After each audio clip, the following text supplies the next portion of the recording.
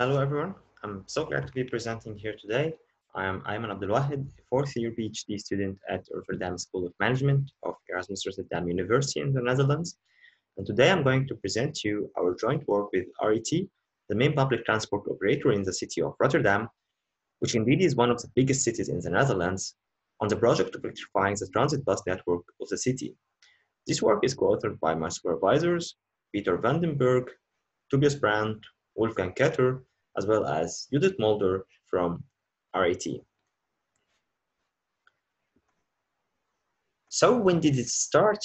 In 2016, the Dutch government announced that all public transit networks in the country should be fully electrified between 2025 and 2030. A few months later, in 2017, our collaboration with RET started, and since then we have been working together on this project. It is also worth mentioning that this collaboration falls under the umbrella of the Ruggedized project, which is a big project sponsored by the European Union and aims at reaching sustainable smart cities in Europe.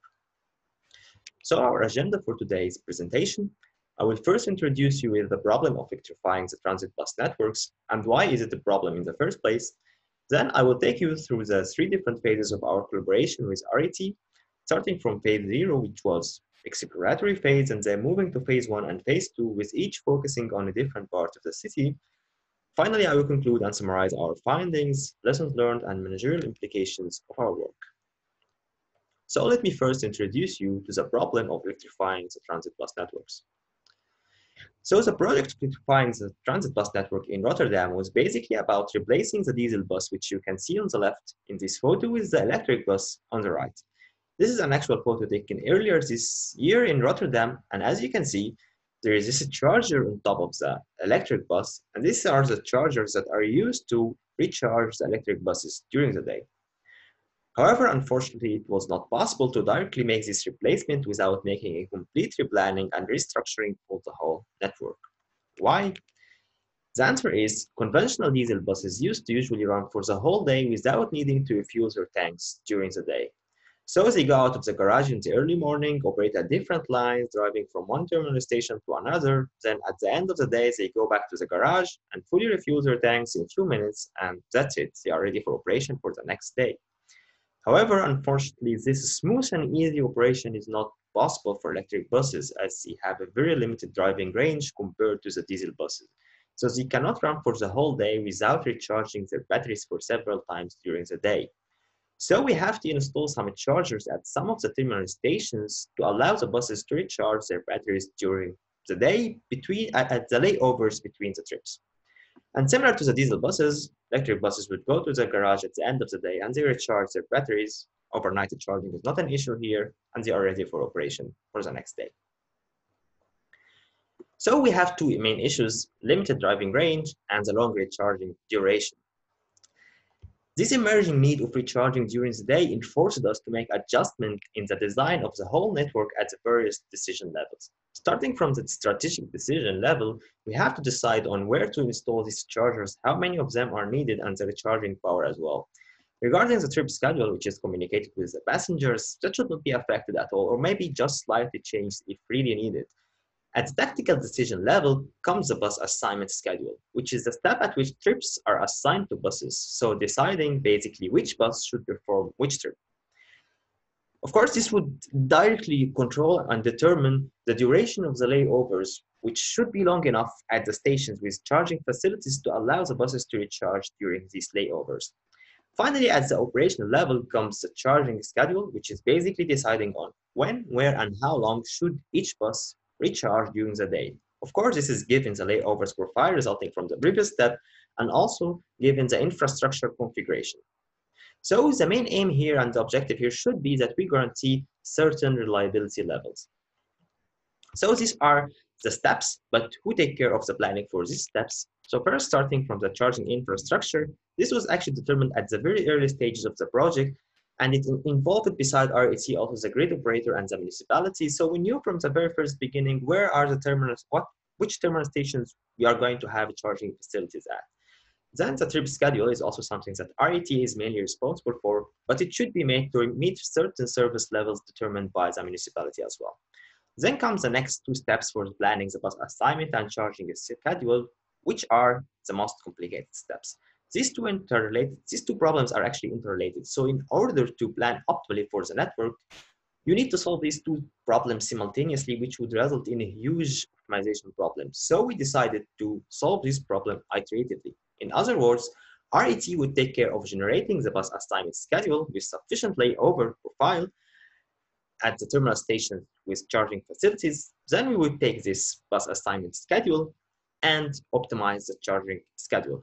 And then we also evaluate the performance of the network under uncertainty. Then we give our feedback to RET and suggestions on maybe where are the bottlenecks or any weak points in the bus assignment schedule. So they modify it according to that. And then the feedback loop goes on and on until we reach the desired level of performance. And before I start with the details of the project, let me first introduce you to the beautiful city of Rotterdam. The city is naturally split into two parts by the Maas River. So northern part and southern part. And you can see here in my background, actually, this is Erasmus Bridge. It is the largest bridge linking the two parts of the city together. And at the first phase of the project was focusing on the northern part of the city where Rotterdam also Central Station lies, which is the biggest central hub for the whole public transport network in the city. And in the northern part of the network, charging of the electric buses is decentralized. So it is planned to take place in Rotterdam Central Station plus 6 other terminal stations around the northern part of the city. In the second phase, which was concerning about the southern part of the city, we have a different structure with centralized charging at South Lane Station, which is the largest bus station in the city. So all the buses operating in this part of the city would go to South Lane to charge during the day. But before I start with the details of these two phases, let me quickly tell you about our very initial analysis in the exploratory phase, which we call phase 0. I don't really want to spend much time on this phase, but in short, at the beginning of the project, RET's main concern was, okay, now we have new parameters in the systems that will be added, and we want to know what are the effects of these parameters on the feasibility and reliability of the networks, such as the number of chargers, the charging powers, charging strategies, the battery capacity, and also the energy consumption rate, which is how much energy is needed. So it's not really a factor that we control, but it is a very important factor because it also varies from one season to another, and it can really highly affect the feasibility and reliability of the network. So the main question that we had here, would it be feasible to keep the diesel bus schedule if we maximize the charging? So there are enough chargers for all the buses, and all buses charge at each layover, so we maximize the amount of charging.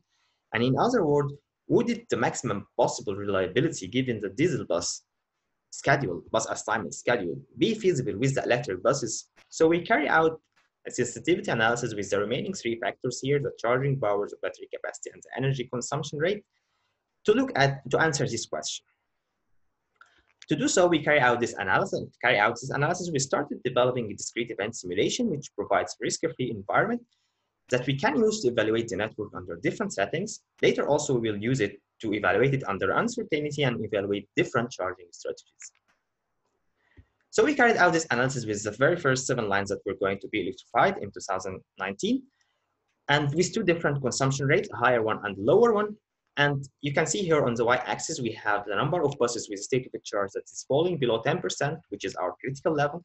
And on the x-axis, you can see the potential charging power. And the 3 bars here represent the 3 different potential battery capacities that we may use. And naturally, increasing the battery capacity or increasing the charging power would lead to less critical buses. And as you can see here, even with the lower consumption rate and with the highest charging power and the biggest battery capacity, there are still few buses that are critical. So the main implication here of this stage that it reaffirmed us that we cannot electrify the network without replanning the trip assignment schedule. Then we moved to phase 1, which involved the northern part of Rotterdam. And in this phase, we started working on this feedback loop that I previously mentioned. So RET working on the bus assignment schedule, we are working on the charging schedule. And our goal here was, okay, first we want to develop an optimization model to optimize the charging schedule given any objective. And second, we want to compare different charging strategies under uncertainty. So we developed a mixed integral linear programming problem to optimize the charging schedule with 2 potential objectives. First, minimizing the number of charging events, and second, minimizing the impact on the grid. And in this phase, we adopted the first objective because RET suggested that this is an important objective for them, because less charging events would mean that the easier operation and also it can lead to better lifetime for the batteries. And regarding the constraints that we have in our system, there are many. So many, like the capacity constraints, state of a charge calculations, and constraints to keep the state of a charge within certain range during the day, and some other practicality constraints also required by our team. But optimizing the charging schedule is a time-dependent problem, and discretization is required to solve it. So our first approach was, okay, let's adopt a time-expanded network, which discretizes the problem at the highest practical resolution, which is 1 minute in our case, as the transit bus schedules are developed at the minute level anyway. So this would lead to the global optimal solution, of course. However, it also leads to a very large optimization problem that takes a very long time to solve. But since we anticipated that we may need to solve our problem in the real time at later stages of the project, so we needed another discretization technique that can reach a good solution, but in less time. So we came up with the event-based discretization. So instead of discretizing the problem into this uniform 1 minute time slot, we thought of benefiting from the nature of our problem, at which charging would normally start when the bus arrives at the station, or when another bus leaves the station and another bus takes, which was in the queue, takes the charging slot.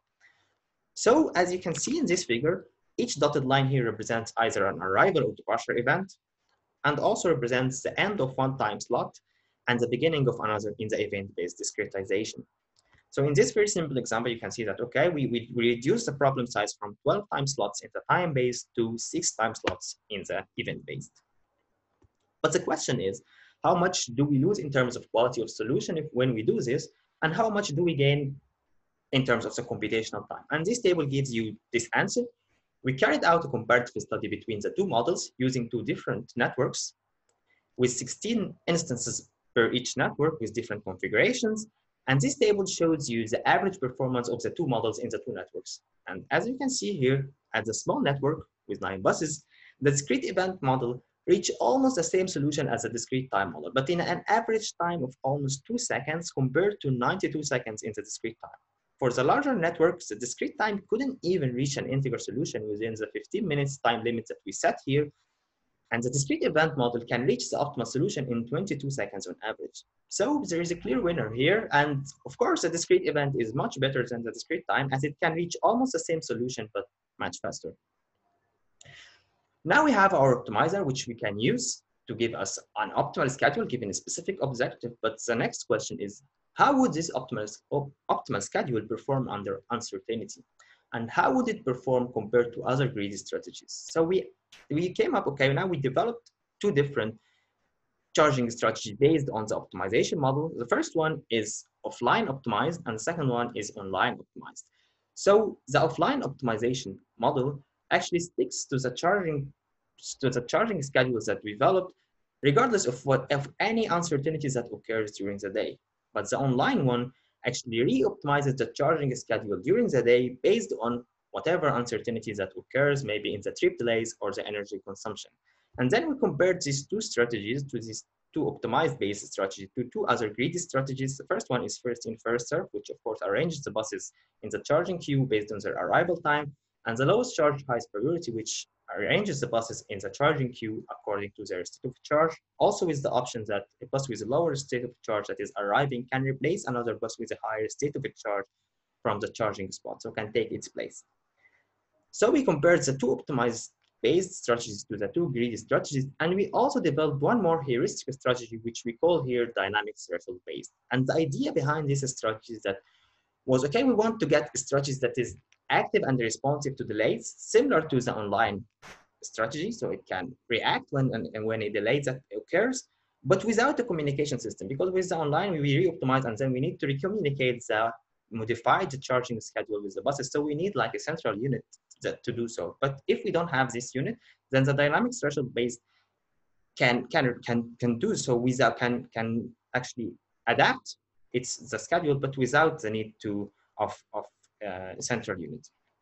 And how it works basically, so drivers are given threshold cards, and these thresholds actually are based on the optimized schedule with state of a charge, a threshold state of a charge, and when they arrive at the stations with the chargers, they look at this threshold state of a charge. And if the actual state of a charge is below these thresholds, then they connect the chargers, the buses to the chargers, and if not, then they don't. So we carry out a comparative study between the 5 charging strategies by simulating 30 days under uncertainty in two different scenarios. The first one with full number of chargers, so we have enough chargers for all the buses at the selected terminal stations, and the second one with reduced number of chargers, so there are not enough chargers for all the buses. In the first scenario with the full number of chargers, as you can see naturally here, there is no difference between the performance of the first in first serve and the lowest charge highest priority because we don't have to make any decision anyway. All the buses will charge. This also means that the first in first serve and lowest charge highest priority provide an upper bound to the reliability of the system as they maximize the amount of charging. And as you can see here, there are no infeasibilities occurring at all with the first in first serve and lowest charge highest priority. In contrast, the offline optimization is the least reliable strategy with the most number of buses running out of energy per day with an average of 0.7, which is quite high. The online can fix most of this issue with almost only 0.1 bus on average running out of energy per day. And the heuristic strategy also is a good solution here, and there are no infeasibilities. However, looking at the number of the charging events here, which is the objective of the optimized strategy, the offline one and the online one as well, we can see that the number is significantly higher for the first in first serve and lowest charge highest priority compared to the optimized one and also to the heuristic one. Interesting finding here is that the heuristic strategy actually always lies in between the optimized and the greedy strategies in terms of charging events or grid load. When looking at the average minimum state of a charge here, you can also see that for the first in first serve and low charge highest priorities, they have very high value, which also reflects a lot of unnecessary charging. So, but with the optimized, the goal here with the optimized was 30%, and as you can see here, the online is the closest one to this target of 30% with an average of 28. While the offline cannot keep all the buses close to the average because it doesn't react to the uncertainty and it falls to 20%. And again, the heuristic gives a very good solution here, which is, again, in between the optimized and the greedy. So the main conclusions from this analysis are, first, although the first in first serve and lowest charge highest priority give a very reliable options, they are not practical because they lead to big amount of unnecessary charging and charging events and also load on the grid. Second, the offline optimal schedule is not enough to guarantee a reliable operation under uncertainty, even with planning with a minimum state of charge of 30%. Third, the online optimization can fix that issue with the least number of charging events. And finally, if we don't have no communication system available, then the heuristic strategies that we developed here also provides a very good solution and represents actually a very good compromise between the higher reliability of the greedy strategies and the lesser charging events and load on the grid of the optimized strategies. We repeat this study again, or this comparison again, but with reduced number of chargers, and we look at an extreme case, where when we reduce the number of chargers from 15 to 6 chargers. So there are not charging slots enough for all the buses anymore. And as you can see here, the first in first serve now is a bad option, and it has almost more than one bus feasible per day. Again, the offline also is a bad option here. And the most reliable option would be the lowest charge highest priority because it has this option to a luxury to replace one bus with another bus that is arriving with a lower state of a charge. And again, the best options when we look at these figures again would be the online and the discrete time, because again, the lowest charge highest priority would result into very high number of charging events and very big grid load. So the main implications of this stage, in short, offline optimization, even conservative one, might not be sufficient because of under uncertainty. Based on these results also, RET started building online monitoring and control system using some of our techniques that we used in this simulation. And before we move to the second phase, I would like also to mention that the first phase of the project was implemented successfully at the end of 2019, and now there are 7 transit bus lines in Rotterdam operating using electric buses. The second phase of the project, which was focusing on the southern part of the city, as I mentioned earlier, the structure here is a little bit different, and we have centralized charging at the outline station. Moreover, there is a very big area that can be used to install solar park, so there is an opportunity to use renewable energy to power the buses at the southern part of the network. And the RET had three questions at the beginning. So first, what is the value of installing this solar park? How much can it reduce the impact on the grid? Second, how would installing an energy storage system also increase the utilization of the renewable energy generated? And third, how can we overcome the intermittency and uncertainty of renewable energy generation? To answer the first couple of questions, we simulated the whole year of 2018 given historical renewable energy generation profile. So, and we assume that there are enough chargers, so we maximize the amount of charging, and we also maximize the amount of possible utilization of renewable energy. Okay, so, and in another scenario, we also evaluated the performance with adding an energy storage system that can be used to store the generated renewable energy when there are no buses available to charge using the energy directly, the renewable generated energy directly. So the figure here shows the daily average values in different months for the load on the grid, without renewable energy, and with renewable energy, and with renewable energy and energy storage system. And the line here shows the average renewable energy generated, with a peak here in the summer in July.